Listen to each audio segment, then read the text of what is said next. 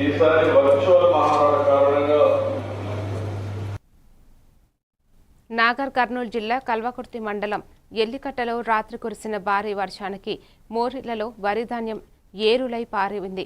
5 రోజులుగా ఆరబెట్టిన సుమారు 2-3 ట్రాక్టర్ల ధాన్యం నీటిలో కొట్టుకుపోవడంతో రైతులు తీవ్ర ఆవేదన వ్యక్తం చేస్తున్నారు.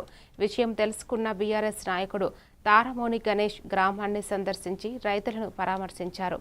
ప్రభుత్వం కొనుగోలు ఆలస్యం, గన్నె బ్యాగుల కొరతే ఈ నష్టానికి కారణమని ఆయన విమర్శిస్తూ నష్టపోయిన రైతులను వెంటనే ఆదుకోవాలని డిమాండ్ చేశారు.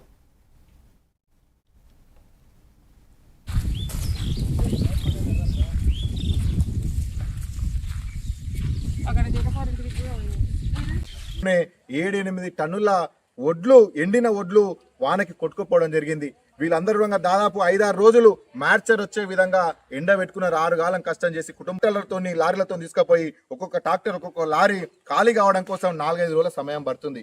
మరి ఇదే కేసీఆర్ ప్రభుత్వము, మరి బీఆర్ఎస్ పార్టీ ఉన్నప్పుడు ఇలా రైతులకు ఏ రాదు కూడా కష్టం లేదు. మరి రైతు పంట పండించుకునే సమయానికి రైతు బంద్ వేసేది. మరి రైతు పండించిన వెంటనే వడ్లని వాళ్ళ గ్రామాల రైతులకు వడ్లు కొనే పరిస్థితి లేదు. సకాలంలో రైతు బంద్ ఇచ్చే పరిస్థితి లేదు. 24 గంటల కరెంటు లేదు.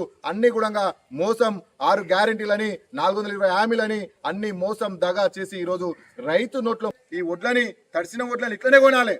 ఎందుకంటే ఇవి ఎండిన వడ్లని మళ్ళీ రైతు నష్టపోతాడు. ఎండబెట్టుకోవాలంటే కూడా కుట్టుకపోయిన వడ్లకు ఎవరి సమక్షంలో రేవంత్ రెడ్డి సర్కార్ని, కాంగ్రెస్ ప్రభుత్వాన్ని ఎల్లికట్ట గ్రామం నుంచి డిమాండ్ చేస్తా ఉన్నాము.